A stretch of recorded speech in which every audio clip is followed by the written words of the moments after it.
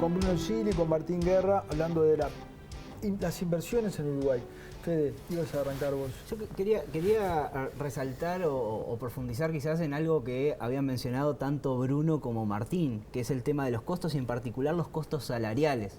Porque en definitiva cuando se habla desde el sector empresarial de costos salariales siempre salta alguno diciendo pero lo que quieren es bajar los salarios o ajustar los salarios o evitar que el aumento del salario real se pronuncie o se mantenga. Y ahí es interesante el enfoque que planteaban de, bueno, en vez de pensar en cómo hacemos para que los costos salariales actuales permitan viabilizar los negocios en las condiciones actuales, bueno, de alguna manera no sería mejor pensar cómo hacer para defender esos salarios, es decir, de qué manera se podría mejorar la productividad de manera tal que ese salario pase a ser competitivo. ¿Hay manera de enfocar el problema de esa manera? Bueno, depende de los sectores, obviamente que no es una respuesta sencilla, pero para aclarar, cuando hablamos de la fricción en el mercado laboral es el costo global. El salario es un componente más.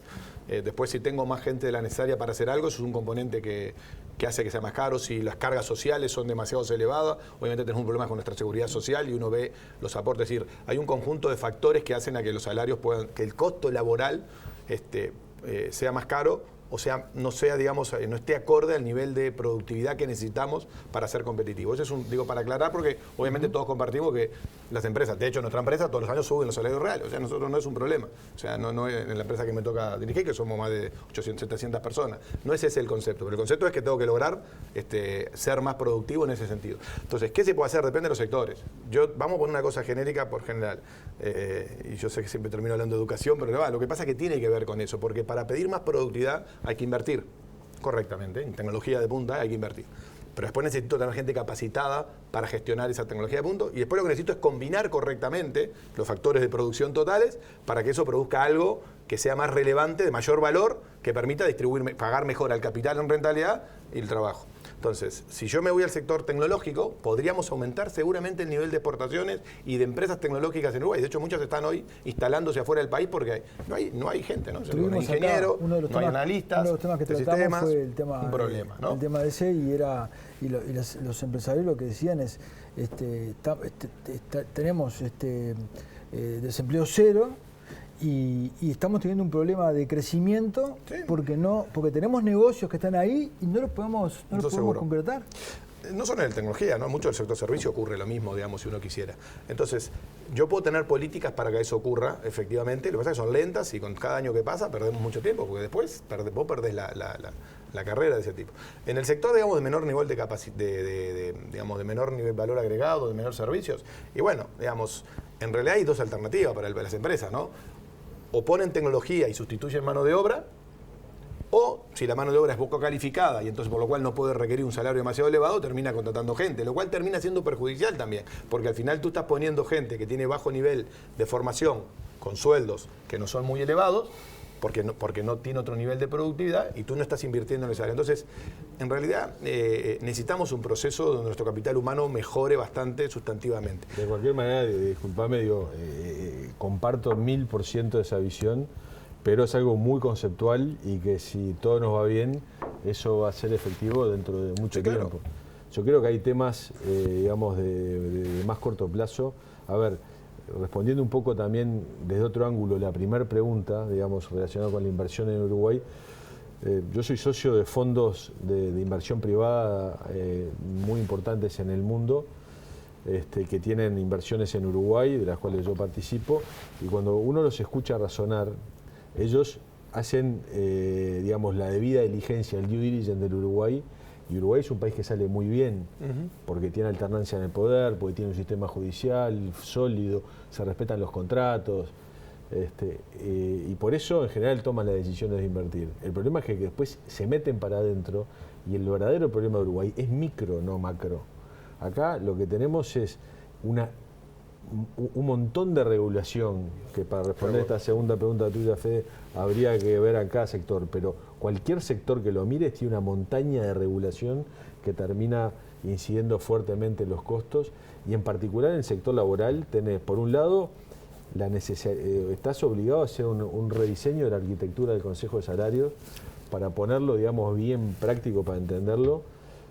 Si vos te querés arreglar el baño de tu casa, ¿viste? Te sale una fortuna porque heredás un Consejo de Salarios que hace una empresa, digamos, para atender a UPM en una obra de miles de millones de dólares. Martín, Entonces, perdóname, pero sí.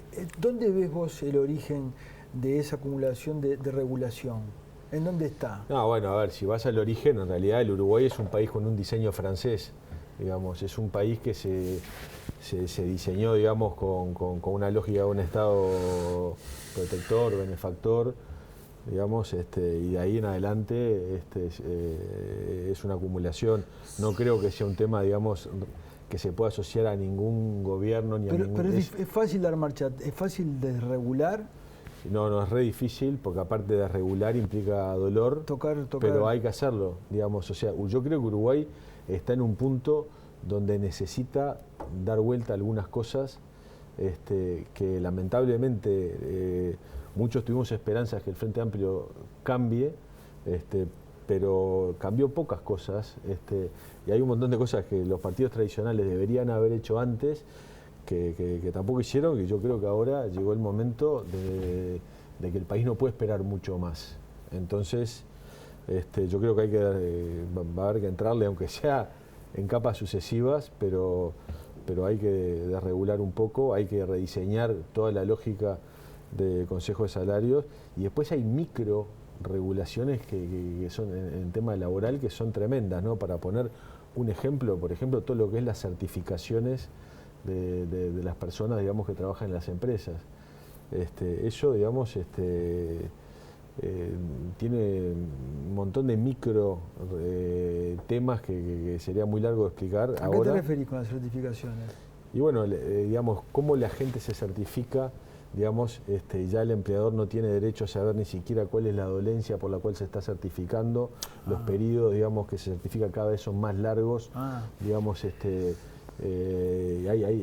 digamos, todo un sobrecosto asociado a ese tema que es importante. Pero no solo en el laboral, ¿eh? O sea, yo creo que el mercado de bienes y servicios tiene un problema de regulación y la regulación ha producido mucho monopolio. Algunos son públicos, que son obvios, que compiten poco y que generan muchos costos, y tenemos la energía, el combustible, pero tenemos el sector privado. O sea, acá hay proveedores en el sector privado. No, sacar sin cliente. No, hay proveedores, pero hay proveedor, pero el cliente hace, cada uno juega la regla que le ponen. Nadie, las reglas están planteadas y uno juega las reglas, y las reglas producen incentivos, y los incentivos producen la estructura de los mercados. Pero hay muchos sectores que de repente hay un solo proveedor o dos proveedores. No hay competencia. Entonces los costos no tienden a reflejar costos internacionales porque no hay competencia. Eso tiene una explicación de mercado también, porque digamos, o sea, Uruguay, por su tamaño, es un país que en muchos sectores trabaja con márgenes muy altos. O sea, si vos comparás algunos verticales, en Uruguay de repente están al doble o el triple de margen de lo que están en otros países. Pero si en vez de tener 2 tuvieras 7, no tendrías a ninguno, porque ninguno sería rentable. O sea, la poca escala te lleva también un poco... Pero entonces hay que diseñar sistemas que mejoren la competencia entre los pocos y que trabajen sobre eso. Porque tienen muchas veces, dado que muchos trabajan para el Estado, poco incentivo a ser más productivo, sin entrar en sectores, porque al final me convalida el Estado. O sea, hay una serie de mercados en el funcionamiento de mercado que hace que no siempre tengamos una situación óptima de competencia. Además de las... Ahora, en el bloque voy a hacer un par de... No, pero yo creo que, claro, en el fondo ocurre. Vos ves otro servicio donde hay mucha competencia, que los precios son mucho más competitivos internacionalmente. O sea, hay una relación entre el grado de competencia y el grado de oligopolio o de los mercados. Eso es obvio. Ahora, siempre está la excusa en Uruguay de la escala, ¿no? Claro, la escala es justa y no tengo negocio. Bueno, es un argumento real. Pero en el real. fondo es una cuestión ideológica también del vínculo con el Estado, de los partidos, ¿no? En el momento en que los partidos tradicionales amenazaban con meterle alguna tijera o alguna reformulación en el Estado, se produce el cambio, y ¿quién gana? El partido que fortalecía y que defendía el Estado, gana la izquierda, ¿no? Pero el primer gobierno de la izquierda es el que vota una ley de competencia que el país no tenía. O sea, en realidad introduce una normativa sobre ley de competencia, crea la oficina, de hecho, o la continúa. Es decir, hay muchas contradicciones. Después no le pone recursos en el presupuesto. Bueno, pero lo mismo pasó con la UCEA en el 2004. Sí, no, estoy de acuerdo contigo, pero lo mismo pasó cuando se creó la UCEA y la UCEA. ¿No?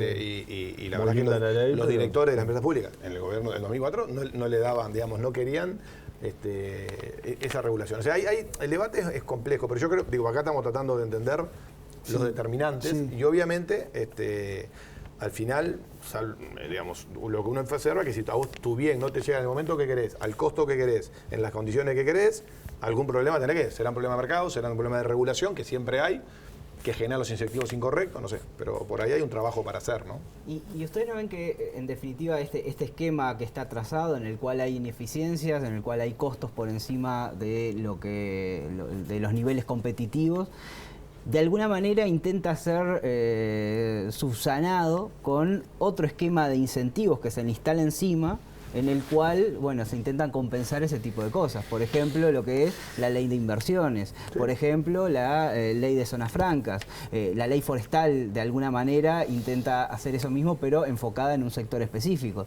¿Cómo convive ese país caro con esos incentivos y qué limitaciones tienen? Porque son incentivos que no llegan a todo el mundo. El sistema político ha hecho cosas, o sea, así como tiene esta crítica que le decimos, desde la década del 90 para acá el sistema político ha tomado decisiones consistentes, o sea, desreguló el mercado de seguro, de esos puertos libres, creó el sistema de zona franca, creó la SAFAP, más allá del nivel de competencia, se creó la ley de competencia, toda la reforma fiscal creo que es muy positiva en términos, digamos, de su estructura de incentivos. Si se han tomado decisiones, el sistema político no es que ha estado ciego, ha ido tomando.